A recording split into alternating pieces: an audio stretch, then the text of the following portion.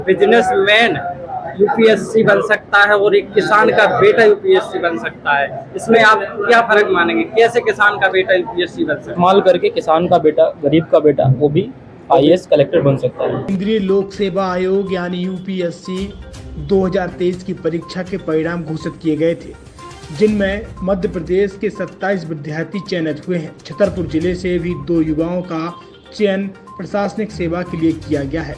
जिले के गौरेहार से सटे ग्राम जरौटा के एक किसान परिवार का बेटा कुलदीप पटेल गुरुवार को जब प्रशासनिक अधिकारी बनकर अपने घर लौटा तो छतरपुर बस स्टैंड पर जिले वासियों ने उनका भव्य स्वागत किया। सुबह जैसे ही कुलदीप शहर के बस स्टैंड पर पहुंचे, वैसे ही परिजनों, मित्रों, समाज के लोगों और शहरवासियों ने ढोल नगाड़ों के बीच आतिशबाजी करते हुए पुष्पहार पहनाकर स्वागत किया। मीडिया से बात करते हुए कुलदीप ने लोगों से मिले स्नेह के प्रति आभार जताते हुए सफलता का श्रेय अपने दादाजी बाबूलाल पटेल और शिक्षक गणों को दिया।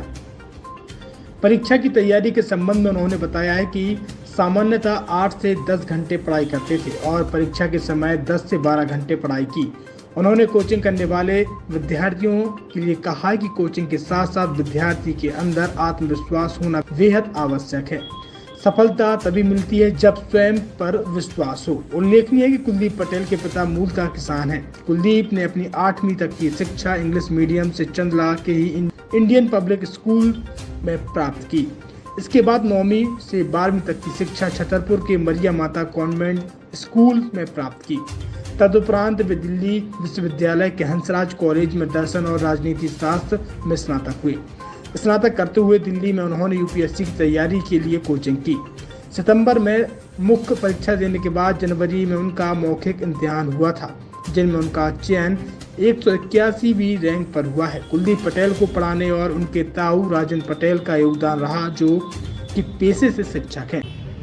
यूपीएससी में चयन होने के बाद आप पहली बार जिले में पहुंच रहे हैं, लोग स्वागत कर रहे हैं, कितना इस पल को कितना आप मानते हैं? जी सर, ये बहुत खुशी की बात है और सबको खुश देखकर मुझे भी बहुत खुशी हो रही है और गर्व हो रहा है। उपलब्धि के पीछे किसको आप इसमें वो मानते हैं, कैसे प्रेरणा मिली? जी सर, उपलब्धि के लिए तो जो परिवार का सपोर्ट होता है, साथ ही साथ जो टीचर्स मिले मुझको, भले ही स्कूल में रहे हों या फिर कॉलेज में या फिर जहाँ से मैंने कोचिंग की, उनके जो शिक्षक थे, प्रोफेसर्स थे, फैकल्टी मेंबर्स थे, उनका भी बहुत बड़ा योगदान रहा इस परीक्षा को सफल। एक किसान के बेटे हैं, छोटे से गांव से आते हैं। जी सर।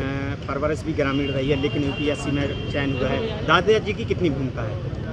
मैं कहूँगा उनकी बहुत बड़ी भूमिका है, क्योंकि एग्ज़ाम के टाइम इतना प्रेशर होता है, स्ट्रेस होता है, तो मैं कोशिश करता था कि कम से कम उनसे हर रोज़ बात करूं या फिर जो भी मुझे समस्याएं होती थी मैं उनको बताता था और उनके जो सॉल्यूशंस रहते थे वो भी बहुत प्रैक्टिकल रहते थे।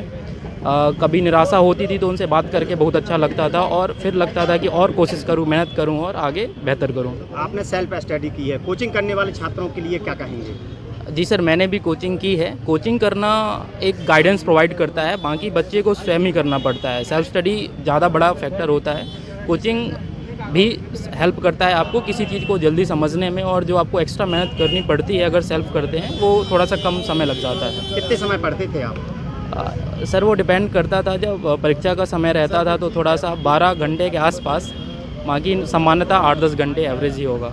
माता पिता और ज़िले के लोगों के लिए, भाई लोगों के लिए क्या कहेंगे? जी, मैं सबको बहुत बहुत शुक्रिया और धन्यवाद कहना चाहता हूँ कि वो इस खुशी में सम्मिलित हैं। Thank you.